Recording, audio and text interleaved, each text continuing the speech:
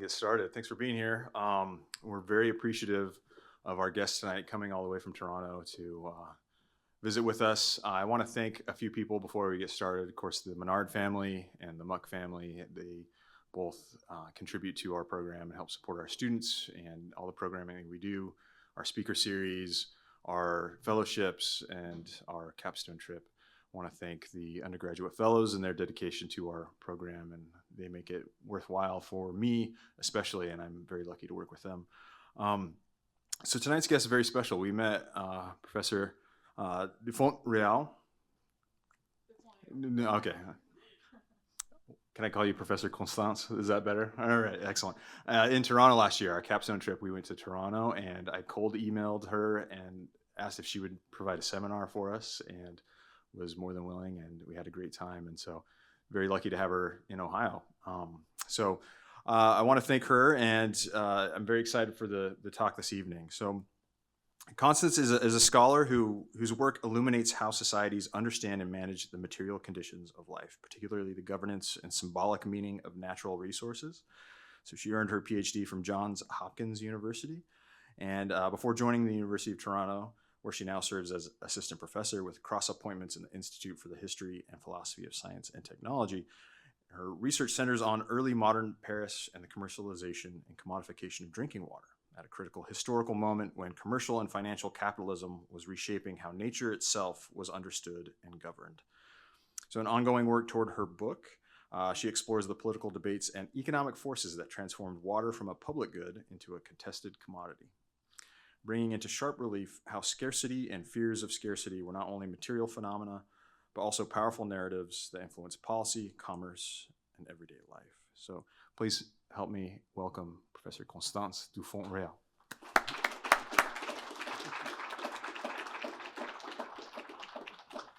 So thank you, and thank you for coming tonight. So first I want to thank you, Cord, for inviting me, and thank you all very much for coming, and as well for the warm welcome that I received today. And I also look forward to the discussion after the talk. All questions are welcome and comments, and I'm more than eager to hear your thoughts. Also because this is still a work in progress, because I'm still trying to figure out exactly what I want to say and how to articulate it. So as Cord said, this is part of a bigger project on the governance of drinking water, where I tell the story of the creation of a market economy for drinking water in Paris. So tonight, I guess, I'm going to share an earlier section of the book where I show that the expansion, institutionalization, and municipalization of the supply of drinking water in Paris was framed by the question of scarcity. And so as I will try to show you, at the turn of the 1660s and particularly in the 1670s, the Parisian municipality was invested with new powers and procedure to surveil and accumulate knowledge in order to mitigate that risk of water scarcity. In 1706, as he had done every year since 1684, the municipal officer in charge of the Parisian Waterworks, Jean Beausire, climbed into his coach and with his aide, two Parisian magistrates, the prosecutor of the king in the city, and headed for the Parisian banlieue, the nearby villages around Paris, to carry out his annual visits of the Parisian springs and waterworks. Among the many reports Beausire had written, and trust me, I read them, and they are so boring, and it took me so long to understand what I was reading, the report of 1706 stand out. Why? It's because he is writing, and he's spring after spring, inspection building after inspection building, fontaine after fontaine, he made the same observation. The volume of drinking water, les eaux bonnes à boire, were drastically lower, often half of what he had measured the year before. And so at the end of his day, Beausire concluded on this observation, which is really an alarming statement for someone that knows his job, by saying, the lack of water, produced a drought that had to be remedied. Though Beausire had warned that intervention was needed, a year later the situation was back to normal. So why did he react so strongly to this sudden drought? Beausire's alarm tone sheds light on the missions of the chief architect in charge of the municipal water system.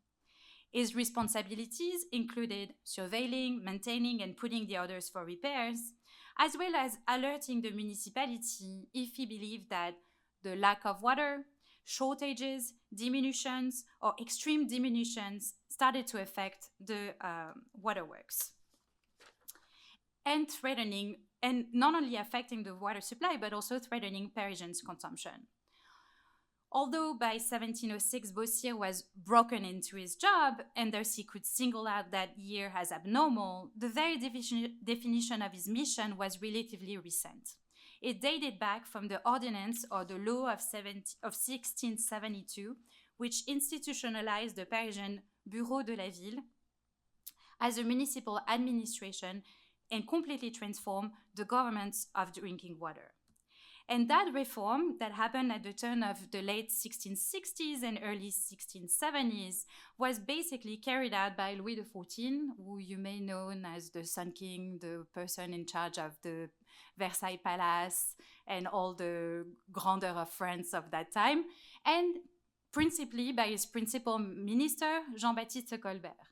And Jean-Baptiste Colbert was like this little round portrait, has like institutionalized all kind of regulations and particularly of natural resources, but also of the commerce of France. So he's really an actor of like who wants to reform France to make it into a bigger like economic power at the time where they are competing with Britain for the global commerce, particularly in America and Asia. And so, although they believed that water was abundant in nature, Louis XIV and Colbert were also aware of their biophysical constraints, because they held that drinking water had to come from running streams for health reasons.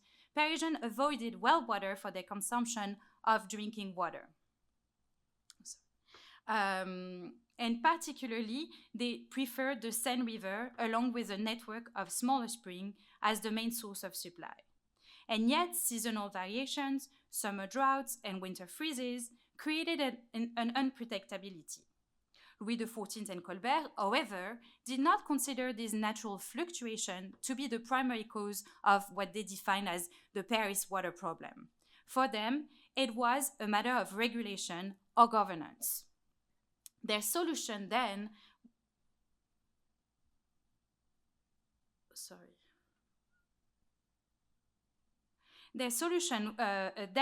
was to create a centralized and impersonal administration capable of operating a sort of public service.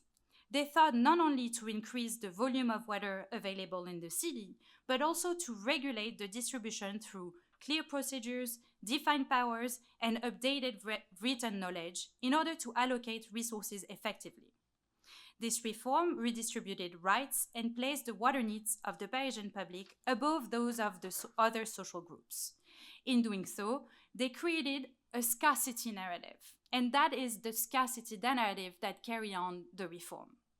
This narrative was an operative and influential concept that enabled the expansion of the Parisian waterworks at the time, defined the municipal attribution and territories, and shaped the governance of water within city limits. However, it also made the municipality accountable, as I will show you tonight. And so when water began to run out at public fountains and inspection buildings, as well as the springs and Seine River between 1713 and 1719, and early again in the early 1730s, the municipality received or documented complaints and actions from different social groups. Although they adopted different tactics and strategies to express their grievances, they all agree that this scarcity was the produce of a municipal failure. And so they interpreted those episodes of water scarcities as a problem with the public service. And some of them articulated an alternative, which I will demonstrate, that is thought as like a private water supply. What I'm going to try to show you tonight is that by disentangling scarcity narrative from actual episode of drought or scarcity, I can show you that first, scarcity was not an enduring feature of the Parisian water supplies, contrary to previous observations. And then second, that scarcity narrative had productive social lives, while water scarcity were the product of climatic, social, technical, and political interactions. It's also by focusing on the question of governance, I move away from a sanitary or hygienist explanation to understand the transformation of the Parisian water supply. What it meant is like before, historians, when they were looking at these questions, they all interpreted the transformation of the waterworks or water supply at the time as a question of sanitation, as a question of, oh, there's the birth of hygiene and then a care of making the city more clean, and so we're going to improve the water system towards that goal. Rather, when you focus on regulation and governance, you start seeing that the question of water is in fact, or that reform is connected to the formation of the modern state, and also the formation of capitalism, because those who are going to articulate that alternative of the private water supplies are often members of like foreign entrepreneurs and project makers who believe that they can profit from water, as water is this resource that exists abundantly in nature. So what I will first do is give you an overview of the water supply before the 1660s, and then I'll talk about this scarcity narrative and the expansion of the new municipal powers and waterworks, and then I will address the question of what happened when scarcity broke out and how it broke the trust between Parisians, villagers, and the municipality. So first, an overview of the water supply before the 1660s. In the early modern period, in the archives, there was mention of two kinds of water. So the eau blanche, the white waters, and the eau bonne à boire, or drinking waters. So they are unaccountable, so that's why they have an S in English, but today we're just going to talk about water. But however, as you can see, white waters have specific uses. It's for cleaning needs, artisanal workshops, and sometimes very, very rarely for cooking. Mostly for white waters, you're going to use your wells that is behind your house or in the courtyard or publicly available to use. What I'm focusing on is a very small portion of the water consumption of Parisians at the time as a result, because I only focus on drinking waters, that is for drinking, cooking, and personal hygiene, and whose consumption also shifted throughout this period. However, that means that what the municipality is in charge of provisioning is really just those drinking water. And so we're talking of a small portion of an overall consumption. For the latter, based on the idea that stagnant water was dangerous for one's health, they relied on the Seine River and public fountains supplied by nearby springs located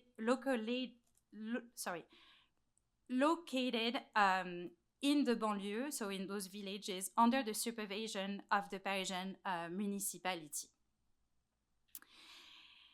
Since the 12th and 14th century, the city of Paris inherited infrastructures built by the Abbaye Saint-Laurent and the Abbaye Saint-Martin-des-Champs, which had diverted water from the springs of Pré-Saint-Gervais and Belleville. And so this is, I'm not sure you can see, but if you look at the villages underlined in blue, so you have Pré-Saint-Gervais in the north and Belleville, and then in the south you have also Arcueil and Cachan. So Paris is in red, that's the city of the time, and so the villages, as you can see, that they are called banlieue, are kind of far removed from the city. They're actually 2.5 miles away. So that means that they have to bring that water in waterworks that can divert the water to the city. And so those springs originally, particularly only the Pré-Saint-Gervais and Belleville, they were diverted by Abbaye for their needs. And so they were not intended for the public or for Parisian use. Not until the 13th century, when King Philippe Auguste bought them and bring them to Paris to supply his capital with water. From the early 17th century, the city also partnered with King Henri IV and his wife to divert water from villages near Arcueil and Cachan in the south of Paris. This overview shows a very linear growth of the Parisian water system. This slow progression mirrors change connected to the urban growth of the medieval and early modern city, as well as the nature of the municipal power at the time. So, one thing that you have to understand is that the municipality does not exist in a way that we think of municipal power today. The municipality originally is called the Bureau de la Ville, so municipal board basically, or like the city board. And it's originally the guild of the water merchants. And that guild that formed in the 13th century eventually accumulated privileges and attribution granted by the king. And so it's in the 13th century and onward, progressively, they will become in charge of the water system. But provisioning water in Paris was not one of its prerogatives. It became its prerogative by default. So what matters is that supplying drinking water was never at the heart of the municipality's mission at the outset. Only little by little did this responsibility take shape, emerging almost unintentionally as the city grew. In fact, many of the waterworks constructed in the early 17th century had been built with other aims in mind. They were not originally designed to serve the capital. In addition of that, the distribution also, because it's early modern France and it's a society built on rank and privileges. I don't know if you know, but if you don't know, this is important. The service is actually, there's two parallel distribution that the municipality is in charge of. And particularly after the 17th century, and I explain why. So there's the service to the public. And so what the service to the public does, it's regulating property rights regime based on the idea that you have a right to access and withdraw water at the municipal waterworks and at the Seine. And so basically, it's the rights that everybody has. And particularly water carriers that comes to the municipal fountains. There is a second system or second service to the particulier, and the particulier in this case means the private individuals. In their case, as a result of their social status or function or by inheritance, purchase or patronage, distinguished Parisian households were granted the right to divert municipal waters from public fountains directly into their households. So basically, they receive a water privilege that granted them bigger rights than what the service to the public did. And so concretely, many Parisians use water carriers, and you had two types, but the particulier, and this is what is represented here, so on A and B is the public water fountain, and then you see how the water enters the aristocratic palace, and it goes through C, which is like the square in the aristocratic palace. D over there, like the green spot, is her private fountain for her garden, and then F is the kitchen. So it gives you an idea of how, when you have access to a private privilege of water, how much more water you have access to, but also like how it benefited you only. Versus most people have to go to either the Seine or they have to go to the municipal water fountain. So as privilege holders, they enjoyed extensive rights, including the unlimited rights of withdrawal, the ability to exclude others, and the ability to sell their privileges with the approval of the municipality. Between the 1620s and 1630s, the number of water privileges increased rapidly, although the construction of new waterworks stalled. And that is because the king has left his city. So I'm pretty sure that most of you are not familiar with why, but basically after the Fronde, which is a series of civil war between 1648 and 1653, Louis XIV and his court left for Versailles, where the king felt safer. And as he deserted his city, there was no new waterworks that were built. So there is, between basically the 1630 to 1670, there is no construction at all, no improvement made really, except like a few repairs on the waterworks, but they distributed larger water privileges that basically encroach on the public use of water, which created a situation close to a water scarcity and forced Louis XIV to intervene. And so that's what I'm going to explain, how he created that scarcity narrative, and not only to create new municipal powers, but also to foster the creation of the expansion of new waterworks. So the new expansion, the resurgence of the expansion of the municipal waterworks happened progressively between the mid-1660s and the 1670s at the crossroads of two different factors. On the one hand, since the mid-1650s, the city had lived through periods of shortages that the Garde des Fontaines and King's architect Michel Noblet described in his reports. On the other hand, after the intervention of his principal minister Jean-Baptiste Colbert, Louis XIV found a new interest in his capital and considered sponsoring new construction. It was these two contexts that the Ordinance of 1672 was promulgated. This law established a municipal administration and defined new goals and responsibility for the municipal water supply. So what happened in the mid-1650s? The municipality received news that shortages affected its municipal waterworks across the city. From the point of view of the municipality, the problem was technological.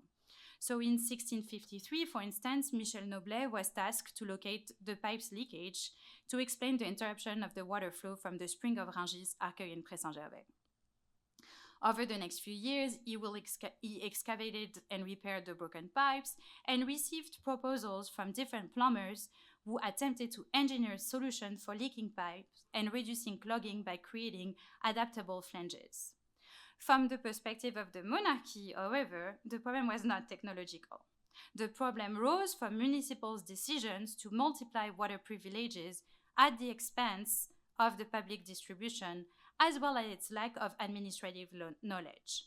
And in 1666, in a preamble of an order which enjoined the municipality to end water privileges, the King's Council stated, His Majesty, having been informed of the condition in which the public fountains were at the moment, some of which for some time had no longer supplied water, and others only in such small quantities, that the inhabitants of its good city of Paris suffered great inconvenience, this situation having arisen from the various water privileges previously granted by the provost of merchants and aldermen of the said city, both to princes and officers of the courts, sovereign courts, and to the said provost of merchants and aldermen, officers and bourgeois of the said city. This had reached such an excess that while the public lacked water, several private individuals had it in abundance in their houses, not only through taps, but through spurting jets for pleasure, those like fountains that ornament their gardens. This was a disorder to which it was necessary to remedy and to provide for the needs of the greater number of people living in this great city, so as to allow them to enjoy something so necessary for life. So following this backlash, I saw in the archive that there is a promise of a change within the municipality. So first in 1660, Michel Noblet began to rely on the works of fountain keepers, plumbers, and other artisans to gather extended knowledge of the Parisian waterwork. So for instance, he hired the fountain keeper Michel Réaulx to maintain the Pré-Saint-Gervais and Belleville wooden pipes, and then he hired Adam Chaudot, a plumber, who oversaw the Parisian lines. On behalf of the municipality, both men had to supply the capital with the raw material for new pipes, to repair and replace the old pipes with new ones, and to oversee the workers they employed. And only after Réaulx and Chaudot had completed the repairs would Michel Noblet visit the sites for his final approval. And after the 1660s, Michel Noblet was thus the core of a system through which the municipality received information and knowledge it desperately needed to guarantee the city's supply of drinking water. In 1668, based on Réaulx and Chaudot's reports and observations, he wrote a treaty called A Treaty of the Rungis, Pré-Saint-Gervais, and Belleville Springs. So this is the first page that you have, so that's what it looks like. It's very important because, as you see, it's written down, which is it's interesting for the kind of information that he's actually using, and I'll explain in a minute. So it's 28 handwritten pages, and they're big like this. So it's like a big treaty. It consists of detailed description of the aqueducts and the pipes.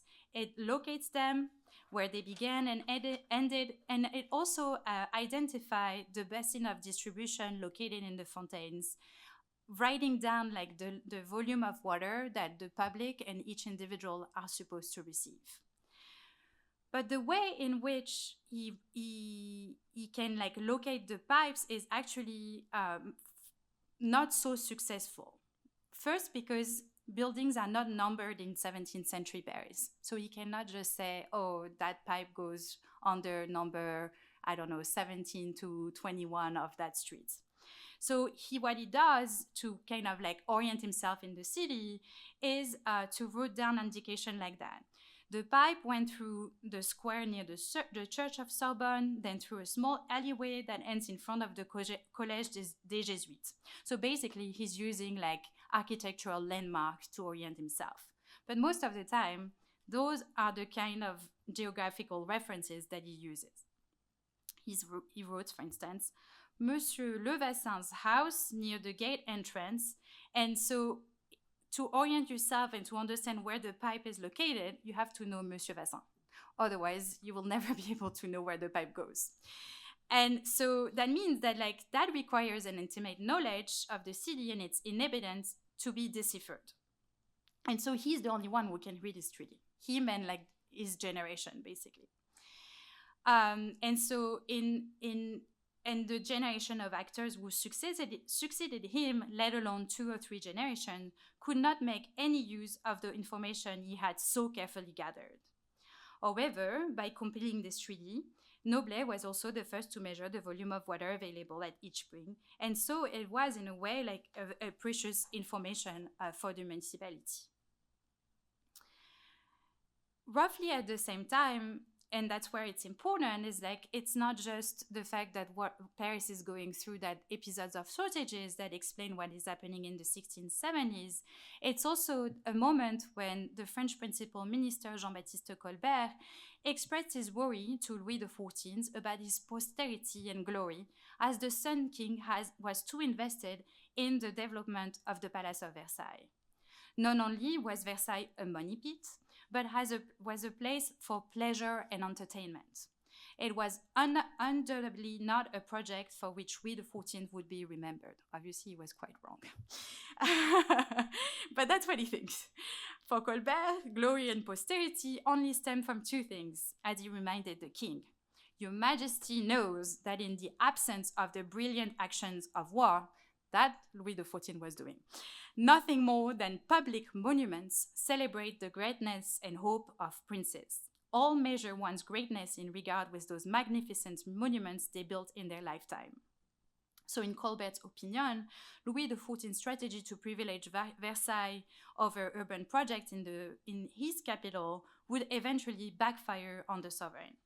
And so at the end of his letter, he offered a solution. By terminating the work currently being done in Versailles, the king should now turn to transform the capital into a new Rome where water would flow at public fountains decorated with inscriptions that would remind Parisians of Louis XIV's benevolence. However, for Colbert, who was really the artisans of Louis XIV's reforms in the French kingdom, enhancing the king's interest for Paris also enabled him to restructure the Parisian administration. And so, building on the criticism formulated in 1666, Louis XIV and Colbert asserted that Paris suffered constantly from a lack of drinking water. a narrative that generation of officers, project makers, engineers, scientists, and doctors would inherit and mobilize to advocate for their future generation, future reforms. And so what is very interesting is that as they come back to Paris to build like new building, they use that as an excuse to basically better police Paris. And the better policing is by creating the lieutenants de police, but also by reforming the municipality. And to achieve that, they create a narrative where scarcity was produced not by natural phenomenon, although they were very well aware of the seasonal variation that affected the water system. It was the result of cultural, so social practices, and political failure. And so in the early 1670s, their solution to mitigate the perceived risk of scarcity and like basically constant state of lack of water was to improve the Parisian water supply by expanding the waterworks and reforming municipal policies and procedures. So first, the municipality had to augment the volume of drinking water available in the French capital. And so first, initially, Louis XIV authorized and paid for new excavation in Belleville and Pré-Saint-Gervais, which were unsuccessful. And then he approved and financed the construction of two hydraulic pumps on the Seine. And this is what you see, that's the building. And then basically here, like under the wooden post, you have the two hydraulic machines. But why the solution was really not technological is like first, those kind of pumps had been used in European cities for almost a century before Paris adapted them. So they were not even the latest technology available in Europe to be implemented on the Seine. But it's also, Paris worked as a linear water system, which means that like you needed to have like a water castle elevated so water could like gravitationally run through the pipes. And at the same time period in London, successful engineers and entrepreneurs were actually creating network water system akin to what we have today, where you use like a terminal of redistribution, and so you can distribute water based on demand and demography rather than topography. So the solution is not technological. The solution is, okay, let's go with like the easiest way to get more water. Okay, those pumps are not so expensive. And also, they will build 15 new fountains. And that is because they needed, as the city grew, and particularly on the west side of Paris, they had like many new neighborhoods where you do not have fountain, and they needed to build them. For them, in fact, because the problem was not technological, but a question of governance, they decided to reform the municipality and institutionalize this municipal board, the Bureau de la Ville, into an extension of the royal administration and state. And so they did that with a law of 1672, And so this law defined clearly the municipal staff, the policies and powers, as well as its attributions. The legislators sought to create a municipal bureaucracy endowed with systemized administration procedures to fulfill a need for information and knowledge, any powers needs to govern. In 1672, a large portion of the ordinance was devoted to the supply of drinking water. And so the municipality, after this reform, basically has two attributions. One was to be in charge of the commerce of the Seine docks, and the other one was the supply of drinking water. So to begin with, the municipality would have to organize annual visits to its waterworks, which consisted of a ceremony, a mise en scène, and a new public display of the Parisian municipality's power over distant villages where the municipality had no official administrative reach. Given the tension between Paris and the villagers where they were diverting their waters, these yearly visits became one of the few occasions in which members of the municipality could physically remind the locals of their duties, instilling fear in their heart as the villager witnessed the procession. In the banlieue in Paris, the fountains were often built in the village main square, near the church, or at the center of people's everyday lives in Paris. And so this is what you see here. This is the Fontaine des Innocents, and it's near a marketplace, and it really functions as the beacon on the square. And so you have no representation of Belleville and Pré Saint-Gervais and Arcueil, so I can't show you any. But here you can get an idea, because it's a map of the water system with like the number there is both the number of each inspection building, but you also have like the little villages represented. And you can see, for instance, number 9, that the building must be at the center of the village. And so you have to imagine that when they measure the water, they are like the guard and 2 aldermen and the prosecutor, they are on their like official coach, and they arrive and they basically assert themselves as like the authority to remind like particularly the villagers that they're not allowed to enter in the municipal waterworks. In Paris, it's also to remind Parisians of the same, like those are our waterworks, you are not allowed to use and divert the water at your own whim. They are in the village. They are also often located in someone's field or vineyards. So the measuring ceremony was enacted before the entire public. No one, from the water carrier to the apprentice, to the worker, to the bourgeois who came for water, to the aristocratic passerby, to the farmer, could ignore that the municipality exercised control over its resource. The ceremony also consisted of measuring the volume of water itself. And here. And so that's what you have here. Every year, the Garde des Fontaines would go inside the fontaine, measure the volume of water, and then basically report back to the municipality. And he would write those very long reports. They're like always like 5 or 6 pages long, maybe sometimes more. And each time he described the state of the masonry, the repairs that are needed, and he makes like suggestions for how to improve the volume of water, etc., etc. And so the whole idea is both to produce to measure and then understand where the water may be leaking, and that would affect the general volume, but also like where the building itself needs to be repaired. Producing archives was the second objective of the Ordinance of 1672. And so once the visit ended, the current guard had to write and report of the issues he had witnessed. And particularly, and they did not do that until the 1720, the current municipality was asked to produce maps of its waterworks to prevent, and I quote them, time from affecting municipal knowledge. And so they are really trying to basically produce maps to replace the treaty that Noblet had written. And with the idea that if you produce maps, you have like a knowledge, an information that anybody in 20 years, 30 years will be able to use. Finally, the Ordinance of 1672 tried to regulate and redefine a fair distribution of water rights.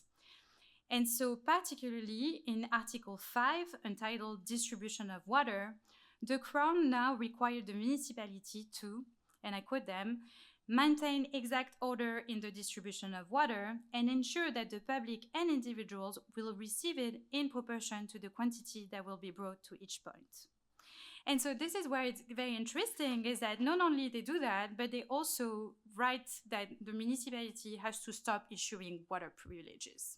And so what they are trying to do is to assert that the public service is more important than the private distribution, which was not the case before, but also that, and so in doing that, they are kind of like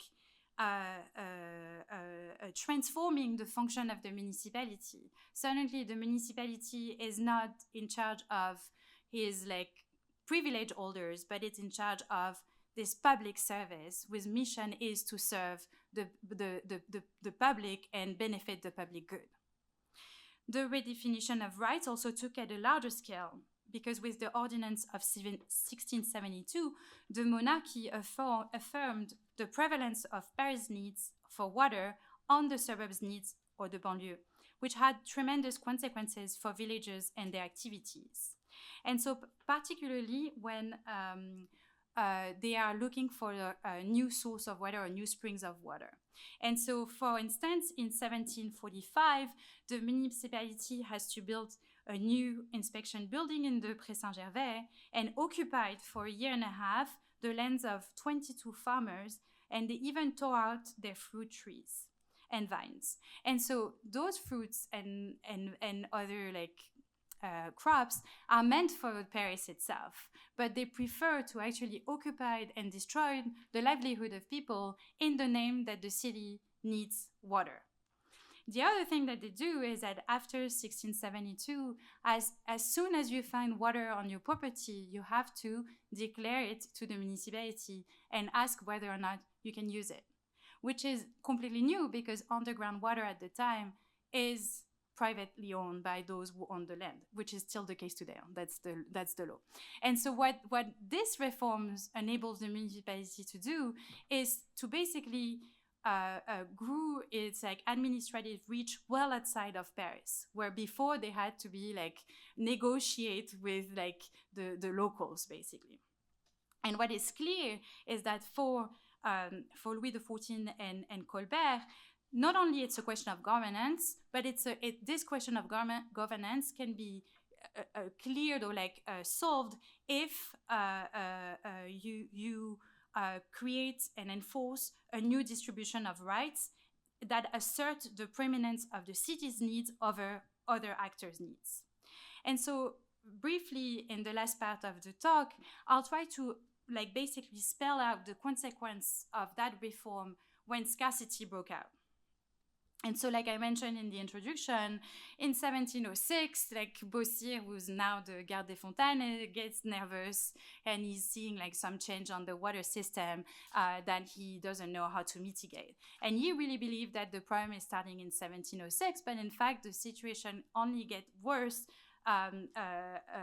until 1713. And until 1713, until 1719, and again in the early 1730s, Parisians suffered from drastic and generalized shortages. These shortages were initially generated by climatic events, and then they were intensified and worsened by decisions made by the municipality. And as it was the municipality's responsibility to mitigate the risk and ensure a constant distribution of water, it led to a public backlash as different groups of Parisians perceived these shortages as a municipal failure. So, at the turn of the 18th century, what happened is not only you had very bad climatic disturbance that historians have documented, but it is also a general recession for the country. It's the result of poor agricultural harvest and lower levels of commerce, which affected the consumption in the kingdom. And it burdened the municipality. The decrease in the kingdom's consumption prevented the city from collecting most of its ordinary income, which came principally from property taxes on the houses and on the city's marketplaces and on consumer goods coming through municipal custom gates. Hence, the city's financial problems had a direct impact on the water supply. Without public funds to spare, the cash-strapped municipality had to postpone much-needed repairs to its infrastructure.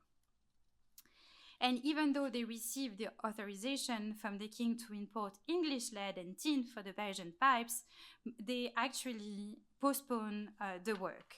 And the justification that is given to basically postpone the import and the work is explained in those words. and I quote them, "The lack of public funding prevents the city from continuing public works for which the said quantities of lead and tin were intended. And this prevents us from satisfying the clause of this deal."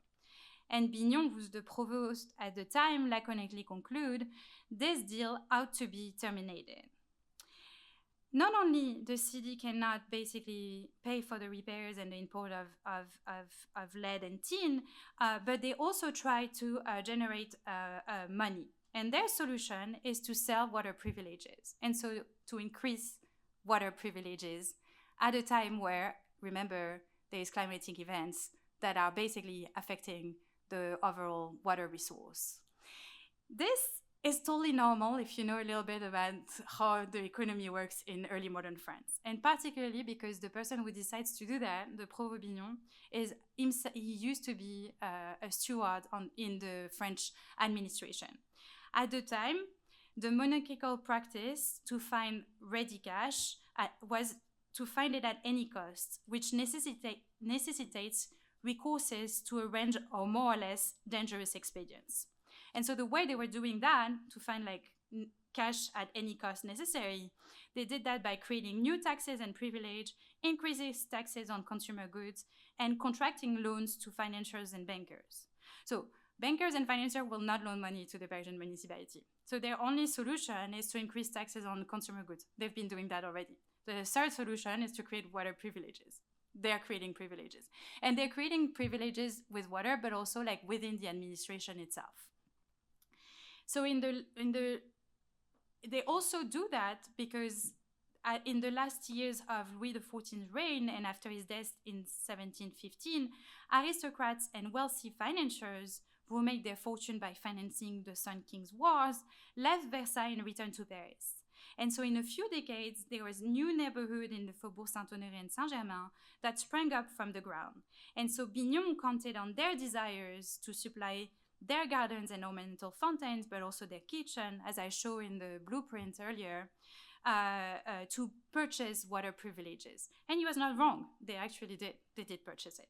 So between 1709 and 1734, the municipality distributed 30% or 126 privileges of the water privileges they granted between 1578 and 1792. But they did it without an inventory and no number limit. They just did it. You wanted a privilege, you had money, you could pay, you were getting it. What it means is like basically his decision heightened an already dire situation of a system affected by the lack of repairs and low precipitation and hot summers. And so as you can not really see as much as, I mean, it's a long table, but like basically, as you can see, like from 1713 and 1719, and again, like even along the 1720s, that's for the spring of Arcueil. You go from like having like 40, 120 pouces of water to like as low as like 3 or 0.5. And so the resource completely drop at each point of the system, but also they are like basically like cashing out those privileges. And so Bossir, who is going to those springs, is alerting the board and is identifying 3 principal features of that long and drastic droughts. It's not just affecting the aqueduct in Arcueil, it's affecting the Seine River, and it's affecting the Pré Saint-Gervais and Belleville as well. And not only it's affecting the 3 springs at the same time, but it's also long-standing and drastic. And he's not the only one to report on that. Like you have like naturalists like Jussieu, and you have like other mathematicians who measure the volume of water, the volume of raining water in the city, that all make the same observation. Like those climatic events at the time are unusual. But it's also, and it's more interesting, is that the population cannot cope with water shortages anymore. And so what I see in the archive at the time is that villagers in Pré-Saint-Gervais and Belleville and Arcueil entering in the fontaine and then basically trying to divert the river at any means necessary. And they do that by opening doors, by taking over the distribution themselves, by destroying the tap and basically creating a new pipe towards their vineyards, all in their name that they are protecting their community. So it's also very interesting for those who know a little bit about E.P. Thompson and the moral economy. In Paris, the conflict between water carriers, who are really the one allowing water to circulate in the city, and the tenants of the laundry boats that the municipality had created to ease their work, are like going up to the roof. And so every day, like, the municipality reports that there is a new fight. And water carriers are also arrested because they go in the middle of the city where they're not allowed to pump water because of polluting industry to actually get water at any means necessary. So all those like events of like basically like disorder events are like suddenly materializing in the archive. And so when I was reading that, I understood that that the population itself was like basically feeling the scarcity, which is not the case when in 1670 Louis XIV is telling everybody there is a Paris water problem. At the time, I can't see anything in the archive that suggests that people are living the so-called water problem. And then finally, and that's more interesting, or not more interesting, but the city, the municipality itself is being questioned by different group of people. And so those who receive water privileges particularly will start writing extensively during those years and asking the municipality to react and then basically send them their water. And particularly among those who are basically targeting the municipality and exposing the municipality to their criticism. There is one princess, the Princess de Conti, so Marianne de Bourbon, who's the Louis XIV's eldest legitimized daughter, and a group of high-profile aristocrats who wrote to the municipality and the King's Council to claim that the municipality is not supplying them with water, and they question the legitimacy of the municipality and ability to supply water. What they are observing, the scarcity that they're observing, in their opinion, is actually due to a municipal failure. And what they write in the Conti trial is that the municipality have known for several years that they have known for several years, by the way, that a number of privileges have been granted to people who currently enjoyed them, but normally could not have them, thus favoring those who bought them and covered the company's expenses. And so what is very interesting with the trial is that not only they are pointing at the municipality and saying that they are the one who have engendered that situation, but they are also against the Colbertian vision of public service. Because what they are saying is that, no, the municipality as this old power has to first privilege their birthrights over the one who bought their rights to water. So there is this conflicted vision. The other project that basically suggests that Parisians are interpreting those scarcities as a failure of a municipal water public service is the 1724 project for water company. It's an anonymous project that explain that these episodes of water scarcity should be interpreted as a municipal failure. They explain that the municipality's function was to prevent water scarcity from happening, and that those episodes created a world of opportunity for alternative forms of governance. In 1724, a group of anonymous financiers close to the Régent called upon the privatization of the water supply to solve Paris' water problem. In their eyes, a lucrative market existed in this waterless area, and that was simply waiting to be tapped. Their proposal revolved around tapping the market, a notion that they justified by pointing to the technical and political failure of the municipality. The proposed company carried serious political implications for the governance of water.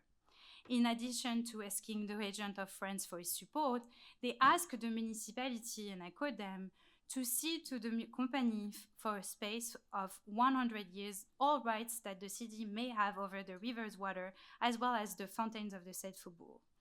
In return, the company promised to pay a small fee and, after 100 years, to donate, and I quote them, its privilege and its rights and shares in its machines, building, individual water leases, and finally its entire establishment without exception. To advocate for a change, these financiers particularly fed off the expectation and scarcity narrative set up by Louis XIV and Colbert. So this project was never concretized, but it's very interesting that as early as the first water scarcity, they are capable of arguing for a change, and their idea of a change is, in a nutshell, creating a network water system, but also like basically to gain the governance of water instead of the municipality.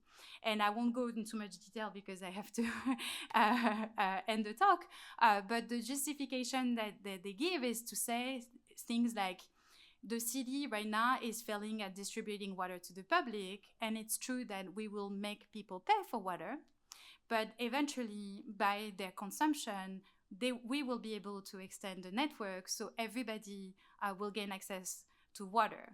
And so instead of a municipal water system that is free for all, but like fail to basically supply water to most, or like small private water that target the elites that can pay, will eventually grow. And they can use the model in London to do that, because this is what is happening in London. So in conclusion, the aim of the talk is to disentangle what I call the scarcity narrative that justify expansion and reforms. And then basically, in the case of Paris, give new priorities and creates this like public, what I call a public service. And what is important when you start doing like disentangling scarcity narrative is that first you can understand that scarcities or droughts have existed. And then you can start looking at like what are those features. But you also can show that scarcities, when they emerge, they create like a crisis in the representation of the municipality and allow the emergence of a new conception for the public and the private at the same time. And so basically what I try to show is that scarcity narratives and episode of drought help to consolidate the municipality as the central actor of the Parisian water supply, and also eventually help private entrepreneurs to create those water companies. Thank you so much.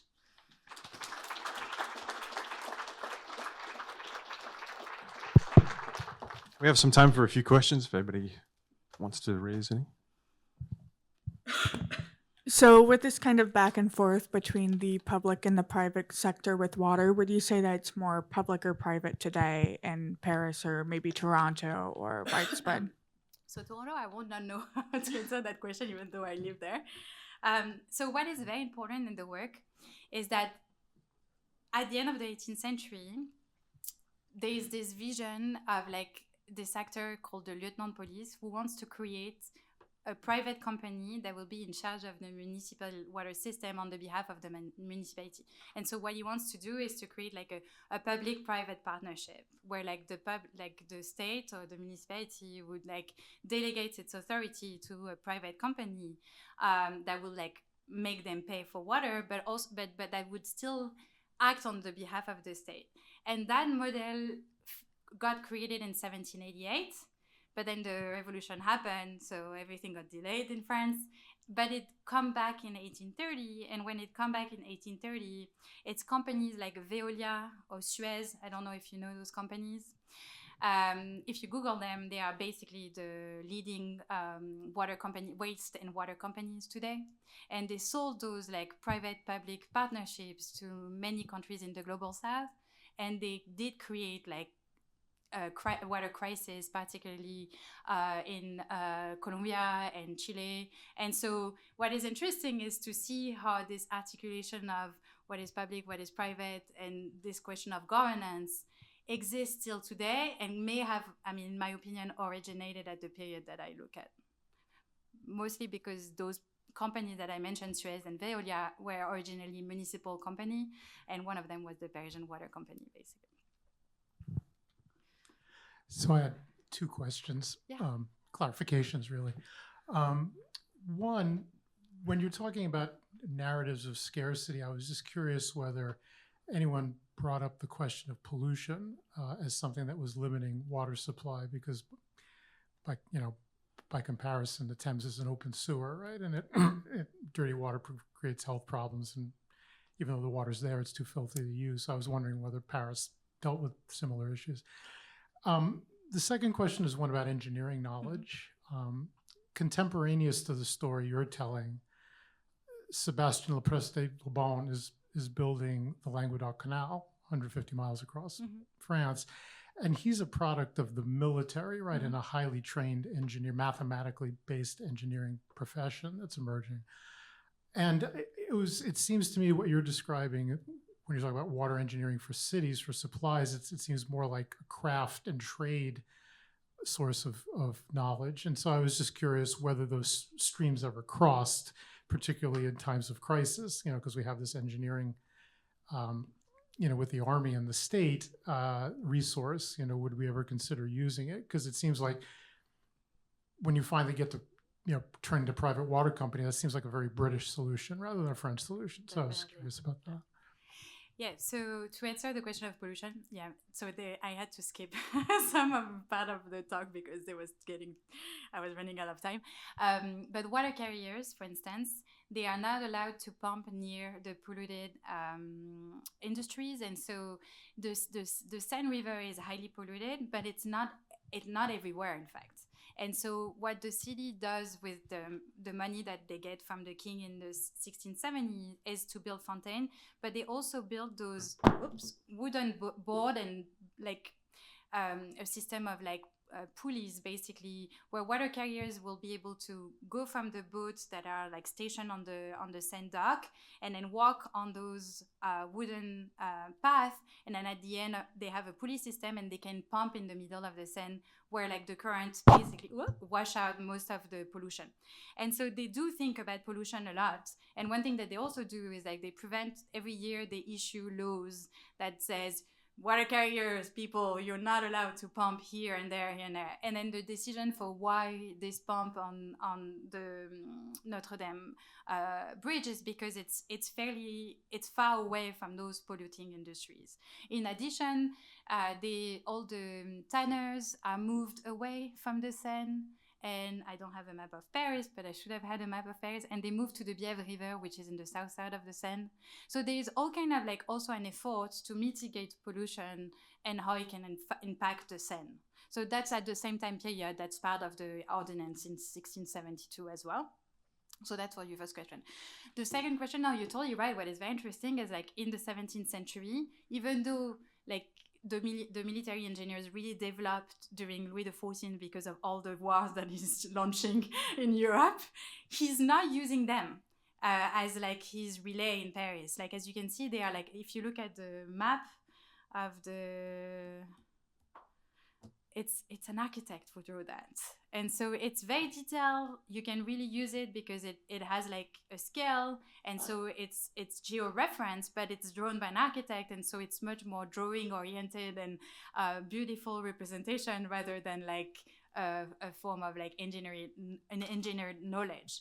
However, in the 1730s, after that huge crisis around the municipality, they have to reform itself. And so what is fascinating is that what the municipality did is instead of the king carrying reform for the municipality after that crisis, they actually reform themselves, and then they create an inventory for water privileges, but they also basically adapt that discourse that they are a public service and that they have to solve the problem of scarcity by themselves in the city, and then the thing that they have to prevent is the privatization of the municipal water system.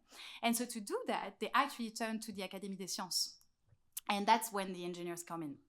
But it's also the formation of the engineer, a civil engineer and not the royal engineer or the war engineer, takes time to develop, and this is the moment with the Pont et Chaussée that it gets developed. It's more like the 1740s, 1750s, really the 1760s. And so what you have in the 1760s, 1770s is an opposition between an engineering vision of the city that wants to create like a canal to supply water in the city for free, and with the idea that the canal would be the artery, and then the pipes will be the vein. So it's an organicist vision. And then you have like entrepreneurs and raw capitalists, bankers mostly, who basically believe that water is the next commodity of the century. They want to create like a complete private water system to benefit from it, and they create like a joint stock company. So it's like opposing vision. Although engineers work for the two sides, right? Anyway, sorry for the long answer, but yeah, you're totally right. Thank you for coming to speak with us. This has been an absolutely fascinating discussion. One thing I couldn't help but think of during your talk about this debate of public versus private and who has the right to the water is the current debate about AI data centers and how much water that they use as opposed to agricultural, human use, or other industries. Do you see any relations between these modern debates about AI and water and your research? Yeah, but like not necessarily in this talk. Like the way in which I see it is in the later portion of my work when I deal with question of like who owns water. Because when they try to develop those projects, and that's also why they decide, and maybe I should have made that more explicit in the talk, but why they decide to go on the Seine is that the Seine belongs to the king. Because it's a navigable, so it's a river on which you can have boats basically, and so as such it's part of the king's domain. So he owns the water, so he can allow the municipality to set up its pump. But when those capitalists of the late 18th century come up in the game, what they want to do is to divert rivers to Paris. And those rivers do not belong to the municipality, do not belong to Paris, do not belong to the king. And so you have like an opposition between, and it's the same already, like a little bit already what I mentioned when they said that they're encroaching on the rights of the villagers, is that more and more they are, what the municipality is doing or what different actors are doing is to claim water resources that legally are not owned by the city or the people, right? And it's the same with AI, like, and they are using with those data center, what they typically do is that either they acquire the land and so they can acquire the underground water, or they buy water rights from private actors who have like running springs on their land, and they do that also in the 18th century already. Buying land is the way forward basically to get water. So it's the same strategy because the ownership of water has not drastically changed from the early modern period to the modern period. Thank you. You're welcome. All right. Thank you very much. Let's give one more round of applause